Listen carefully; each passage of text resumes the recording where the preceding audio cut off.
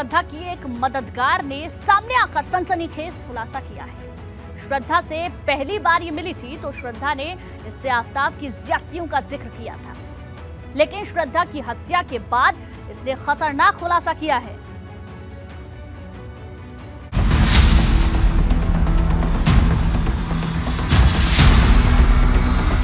आज टीवी पर बोलेगी श्रद्धा की मददगार। हाँ, ऐसे बोल रही थी कि कभी भी उसको गुस्सा आता है मुझे बहुत मारता है। टीवी पर बोलेगा आरी वाला दुकानदार। सिर्फ आरी की प्लेट। इलाज करने वाले डॉक्टर भी देंगे गवाही आफ्ताब के गुनाहों का सच से सामने।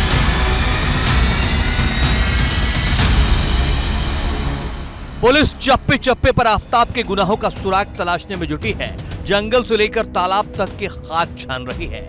श्रद्धा हत्याकांड में सबूतों की तलाश में दिल्ली पुलिस अब पहुंची है महरौली के उन जंगलों के पीछे इस तालाब तक, जो ये आप देख रहे हैं। करीब 2 से 2.5 एकड़ के बीच में ये तालाब है, जो कि करीब 15 से 20 फीट गहरा बताया जा रहा है। पुलिस को कुछ इस बात के सबूत मिले हैं कि आफ्ताब ने हत्या करने के बाद जो श्रद्धा के शव के कुछ हिस्से थे, जिनमें से सर जो है वो यहाँ पर इस तालाब में लाकर फेंक दिया था। लेकिन इस बीच श्रद्धा की थेरेपिस्ट रह चुकी पूनम बिडलानी ने बड़ा खुलासा किया है।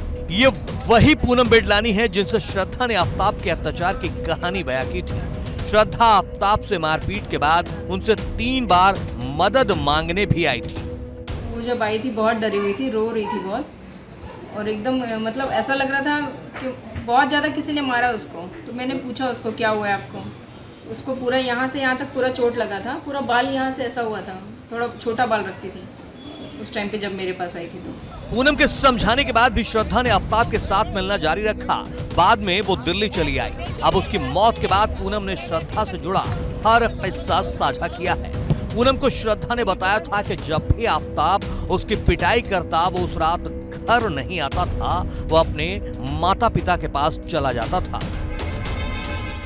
मैंने उसको बहुत समझाया कि अपने पेरेंट्स को बता दो, नहीं तो यहाँ आके मेरे पास रहो। 2-4 दिन में हम लोग पुलिस स्टेशन चलते हैं, आपकी कंप्लेंट करा देते हैं। फिर क्या हुआ? उस दिन तो उसने हाँ बोला सब, और कंप्लेंट कराने के लिए हाँ हुई। फिर वो अगले दिन अपने मुझे नहीं आई वो, फिर कॉल किया मुझे कि ऐसा ऐसा उसके मम्मी पापा आए, बोले एक चांस दे दो, अभी दोबारा नहीं करेगा। उन्होंने आगे बताया कि एक बार श्रद्धा उनके पास आई थी तो उसके माथे, गालों और गर्दन पर काले स्याह निशान थे। बहुत ज़्यादा किसी ने मारा उसको। तो मैंने पूछा उसको क्या हुआ है आपको। उसको पूरा यहाँ से यहाँ तक पूरा चोट लगा था, पूरा बाल यहाँ से ऐसा हुआ था, थोड़ा छोटा बाल रखती थी। पूनम के मुताबिक कभी भी आफ्ताब जब बाहर से आता तो किसी बात से गुस्सा होने पर भी श्रद्धा को पीट देता था। पूनम ने दावा किया है कि श्रद्धा ने उनको बताया कि आफ्ताब ने उसकी एक बार इसलिए पिटाई की थी कि उसने नॉनवेज खाने से मना कर दिया था। किस बात पे मारता था, कुछ बताती थी कि झगड़ा होता था? उस दिन तो नॉनवेज खिलाने के लिए उसका झगड़ा हुआ था। जब उसने मुझे बोला कि मैंने पूछा क्यों मारा है आपको, ऐसे बताया कि मैं लिविंग में रहती हूँ एक लड़के के साथ में, उसने मुझे बहुत मारा है। पूनम ने आफ्ताब के साथ उसके माँ बाप को भी दोषी माना है। पूनम का मानना है कि अगर उससे पहली बार समझाने पर ही श्रद्धा ने उसकी बात मान ली होती तो शायद आज वो जिंदा होती। आफ्ताब केस में एक और बड़ा खुलासा हुआ है। उस दुकान और दुकानदार का पता चल गया है जिससे आफ्ताब ने आरी खरीदी थी। आफ्ताब ने अपने घर से महज 100 मीटर की दूरी पर बंसल स्टील नाम की दुकान से आरी, हथौड़ा और तकरीबन 250 से 300 ग्राम बड़ी कीलें खरीदी थी। मैम, मेरे पास तो 8 से 10 दिन पहले कुछ पुलिस वाले आए। उन्होंने एक लड़के को लेके आए। उन्होंने कहा कि आपकी दुकान से कुछ सामान लेके गया था। तब तक हमें ये भी नहीं पता था केस क्या है। पुलिस वालों ने बोला कि ये चोरी का केस है और हम इस लड़के को लेके आए हैं और ये कुछ आपके यहाँ से सामान ले गया था जो उसने चोरी में इस्तेमाल किया है। उस समय तक हमें कुछ पता नहीं था। फिर लड़के ने वेरीफाई किया कि मैं यहाँ से आरी के ब्लेड्स में बार किया है और यही आरी के ब्लेड्स जिस तरह से आफ्ताब ने कबूला है और शॉपकीपर का कहना है। क्या आपके शॉप पर इसके अलावा भी किसी तरह की आरी मिलती है? जी मिलती है। तो क्या वो ये कोई और औजार भी लेके गया था? हाँ, उसने हैमर लिया था और कुछ कील्स वगैरह ली थी और आरी के ब्लेड्स लिए थे। इस बीच दिल्ली पुलिस के हाथ एक और सीसीटीवी फुटेज लगा है। इसमें भी आफ्ताब कंधे पर बैग लटकाए नजर आ रहा है। सीसीटीवी की यह फुटेज 18 अक्टूबर की बताई जा रही है। इधर महरौली के जंगलों से निकलकर जांच मैदान गढ़ी के तालाब तक पहुंच चुकी है। दिल्ली पुलिस यहां से भी सबूत जुटाने की कोशिशों में लगी है। हालांकि पुलिस के सामने इस तालाब से सबूत जुटाना एक बहुत बड़ी चुनौती है। जंगल नजर आ रहा होगा आपको, जो ये वही जंगल है जिसमें अब तक इतने दिनों से कवायद चल रही थी, जो श्रद्धा के शव है उनको ढूंढने की। और उसी जंगल के पीछे का ये एक बड़ा तालाब है। और यहाँ पर जो पक्षी है कई जो सामने आपको नजर आ रहे हैं, गांव वालों का कहना है कि उनके लिए ये पानी का सोर्स था। लेकिन फिलहाल पुलिस की कोशिश यही है कि इतने दिन बीत जाने के बाद कुछ अहम सबूत हाथ लगे, कहीं आने वाले समय में आफ्ताब को कोर्ट में इसका फायदा ना मिले। और उसी के लिए सबूतों की तलाश में, श्रद्धा के शव की तलाश में दिल्ली पुलिस अब जंगल के पीछे बने इस तालाब तक पहुंची है, जहां पर पानी निकालने का काम शुरू किया जाएगा। मथुरा में मिली लाल बैग वाली लाश का हॉरर किलिंग कनेक्शन सामने आया है। माँ बाप पर ही अपनी बेटी के कत्ल का इल्जाम लगा है। 72 घंटे तक पुलिस सुराग तलाशती रही, लेकिन जब सुराग मिला तो पुलिस भी हैरान थी। बेटी ने किसी युवक से रचा ली थी शादी। घर वालों ने इसकी सजा उसकी जान लेकर दी।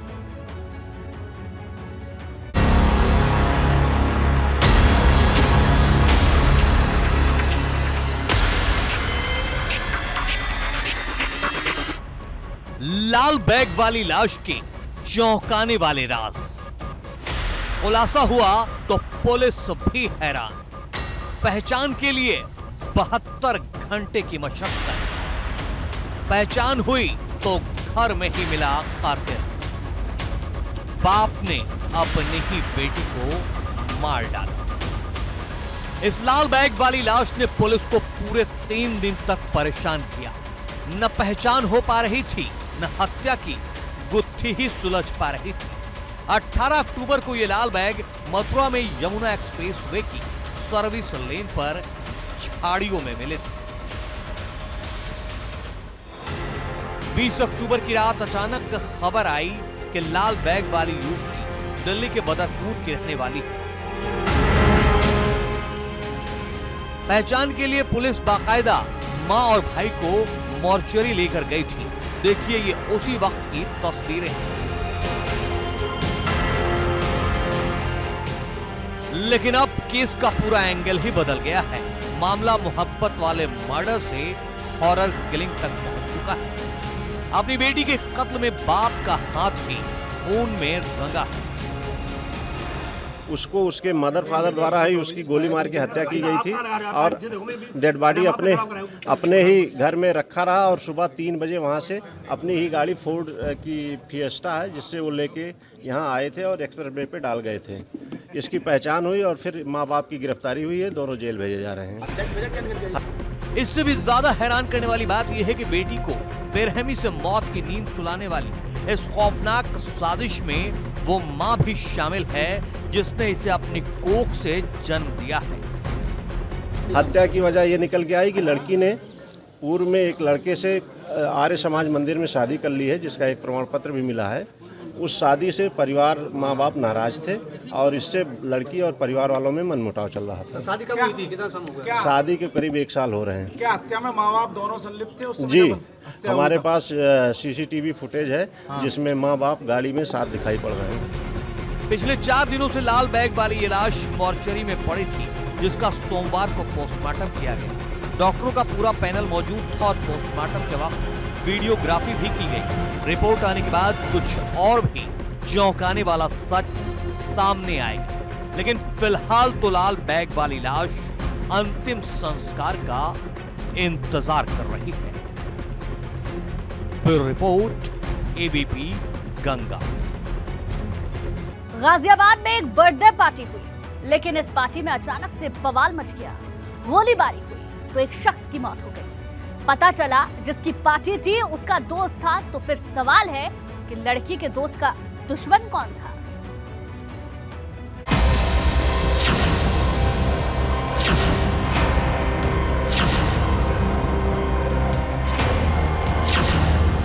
बर्थडे पार्टी में खूनी खेल।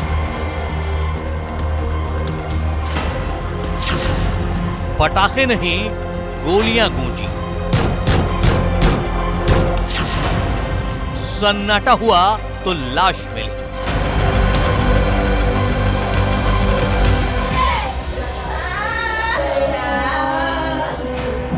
रो रो कर परिवार वालों का बुरा हाल है। जनधन की पार्टी में शामिल हुए एक शख्स की जान चली गई है, इसलिए कोहराम मचा है।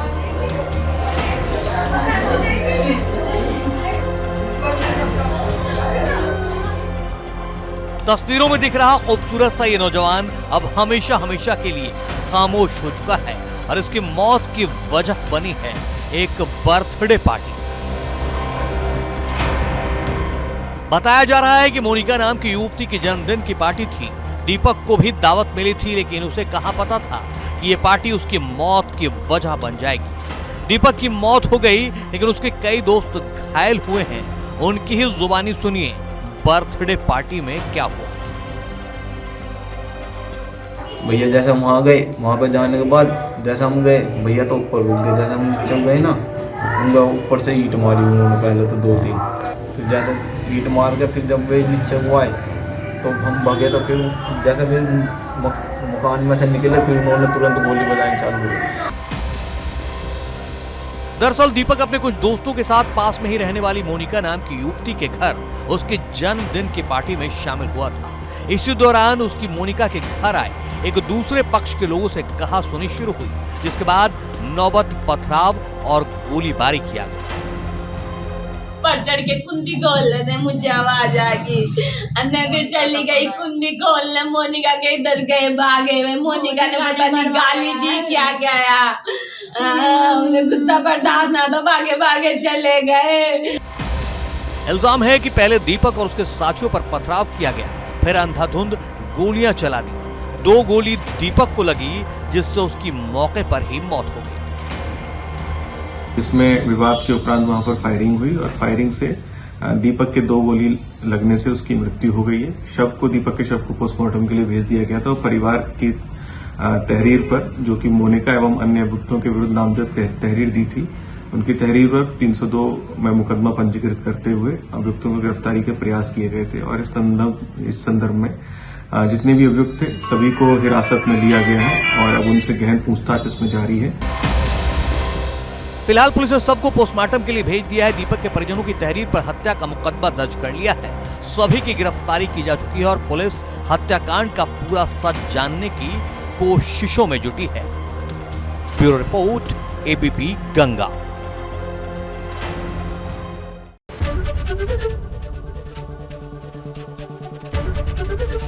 एबीपी गंगा, खबर आपकी, जुबान आपकी।